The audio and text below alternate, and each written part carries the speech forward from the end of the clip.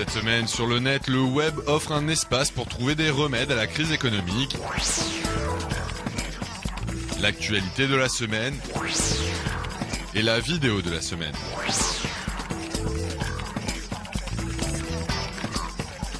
Face au ralentissement économique qui touche la planète, des solutions existent sur le web à travers diverses initiatives imaginées pour relancer l'activité ou permettre aux internautes de mieux gagner leur vie. Sur la jeune plateforme d'échange YouNeed, il est par exemple possible de s'inscrire pour proposer toutes sortes de services. À plein temps ou pour arrondir ses fins de mois, par métier ou par passion, toutes les activités peuvent rapporter de l'argent pourvu qu'elles soient utiles à quelqu'un.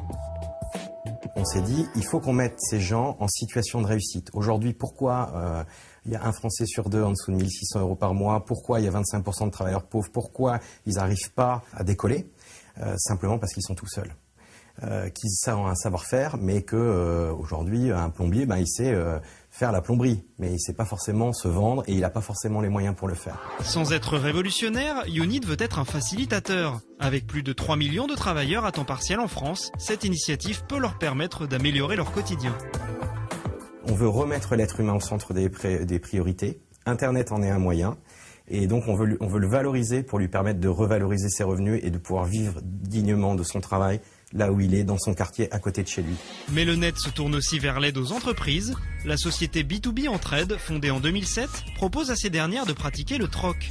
Échange de services ou de biens, il leur permet ainsi de ne pas avoir à débourser un seul centime. Un système qui s'applique à de nombreux besoins. On peut prendre par exemple une société qui est une jeune société qui fait des céréales customisables en ligne sur un site internet, donc avec un produit très attractif, mais c'est une société qui est assez jeune et qui n'avait pas forcément beaucoup de budget en communication, et on l'a mis en relation avec un site qui pour le coup est un site référent dans la matière, qui est un site de recettes de cuisine avec une grosse base de clients très actifs sur internet, et du coup ils ont pu échanger des boîtes de céréales customisées contre une campagne publicitaire. Si B2B Entraide compte déjà 1 millier de clients, en majorité des petites entreprises, cette tendance à pratiquer le troc dans le milieu professionnel pourrait s'accentuer en raison du manque de liquidité. La crise telle qu'on la vit actuellement, elle a été marquée déjà par une crise bancaire, donc un gel des crédits bancaires qui fait que les entreprises ont par définition moins de trésorerie, moins recours à des lignes de crédit, moins facilement du moins. Donc elles ont un intérêt majeur à pouvoir aller sur ce genre d'initiative. C'est pour remédier à cette frilosité qu'est né le Lending Club, un site permettant aux particuliers de se prêter de l'argent entre eux de manière quasi instantanée pour des projets personnels ou des créations d'entreprises sans passer par le système bancaire. L'idée de base, encore une fois, c'est d'aider des consommateurs américains à payer un taux d'intérêt plus faible. On a un processus de traitement des demandes qui est entièrement automatisé, donc qui permet d'avoir une réponse pour l'emprunteur en l'espace de 3 ou 4 secondes. Donc c'est une expérience très différente de ce que vous pourriez vous attendre dans une banque. Aujourd'hui, 5e organisme de prêt américain avec près de 500 millions de dollars allant des prêteurs aux emprunteurs, le Lending Club rassure. Contrairement à l'effet de levier qui permet aux banques de prêter de l'argent dont elles ne disposent pas, les membres du Lending Club ne se prêtent pas plus que ce qu'ils possèdent. Avec une moyenne de 1 000 $, par prêt, les sommes échangées restent raisonnables. En fait, la Lending Club, c'est vraiment un retour aux sources et à ce qu'étaient les prêts entre particuliers ou les prêts aux particuliers à l'origine. Si vous avez 100 $, vous pouvez prêter 100 $. Ce qu'ont fait les banques au cours des dernières années, c'est accumuler les effets de levier et donc qui ont un effet assez dévastateur en temps de crise financière.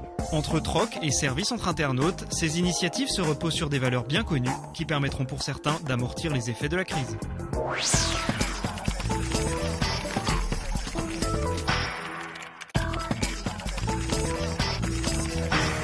Renforcer la surveillance d'Internet pour combattre la pornographie infantile en ligne, c'est l'objectif d'un projet de loi présenté la semaine dernière par le ministre canadien de la Sécurité publique, Vic Taves. Le texte donnerait notamment des pouvoirs accrus à la police pour surveiller les communications sur la toile. Une initiative qui suscite des craintes en matière de protection de la vie privée. Plus de 100 000 personnes ont ainsi signé cette pétition en ligne qui s'oppose à ces mesures jugées à la fois intrusives pour les citoyens et coûteuses pour les finances publiques. Et c'est avec une pointe d'ironie que des internautes ont décidé de protester sur Twitter. En utilisant les mots-clés Telvik Everything, de nombreux utilisateurs canadiens se sont ainsi mis à dévoiler des détails insignifiants de leur vie quotidienne à VicTaves. Toujours sur le site de microblogging, le ministre a également été pris pour cible par ce compte baptisé Wikileaks, qui a distillé pendant plusieurs jours des détails concernant sa vie privée. Un fil Twitter qui, selon le quotidien The Ottawa Citizen, serait mis à jour à partir d'un ordinateur du Parlement canadien. Le gouvernement conservateur a alors accusé l'opposition d'être derrière ce compte qui a depuis été fermé. Un épisode qui n'a fait qu'envenimer davantage les débats autour de ce projet de loi très controversé.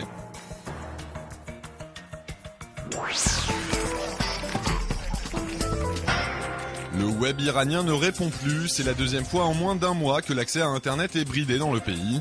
Des difficultés qui touchent notamment les sites utilisant des connexions sécurisées comme les services de courrier électronique, mais également le protocole VPN qui permettait jusqu'ici aux entreprises et aux particuliers de contourner les blocages pour communiquer avec l'étranger.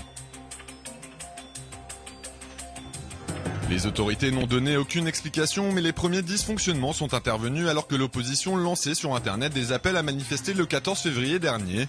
Une tentative de mobilisation qui a visiblement provoqué une certaine nervosité du régime iranien. Comme le montrent ces images amateurs, la sécurité avait d'ailleurs été renforcée ce jour-là à Téhéran pour empêcher tout rassemblement.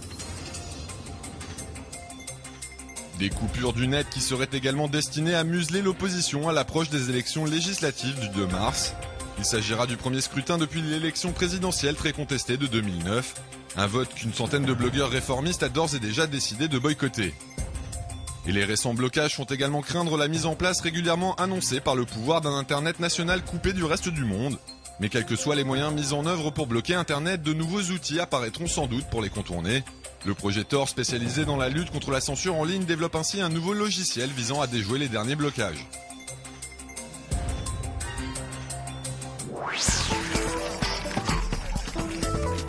Si c'est votre première fois, faites-le par amour. Voici le conseil donné par un psychologue à une jeune femme dans ce clip de campagne diffusé sur Internet par des supporters de Vladimir Poutine. Une vidéo suggestive destinée à mobiliser les jeunes électeurs qui voteront pour la première fois lors de l'élection présidentielle du 4 mars. Un scrutin dans lequel l'actuel Premier ministre russe fait figure de favori malgré une récente baisse de popularité. Et ce n'est pas la première fois que ses fidèles mettent en scène de jolies jeunes femmes pour promouvoir sa candidature, quitte à s'attirer les foudres des féministes du pays. L'été dernier, un groupe de militantes avait ainsi réalisé ce clip dans lequel il invitait les femmes à se déshabiller pour soutenir Vladimir Poutine. Ces partisans multiplient donc actuellement les initiatives pour tenter de conquérir la toile, un espace médiatique privilégié par l'opposition qui n'a quasiment pas accès aux médias traditionnels. L'un des derniers projets en date est ce site qui se présente comme un réseau social pour les supporters de Poutine. Les utilisateurs y sont notamment invités à se prendre en photo pour exprimer leur soutien à l'homme fort de la Russie. Des groupes pro-Kremlin qui par ailleurs n'hésiteraient pas à payer des internautes pour faire campagne en faveur du pouvoir en place. C'est du moins ce que semblent révéler des emails que des hackers d'Anonymous disent avoir piratés. Selon ces documents, des blogueurs pourraient ainsi recevoir jusqu'à 600 000 roubles, soit plus de 15 000 € pour laisser des commentaires sous des articles défavorables à Vladimir Poutine.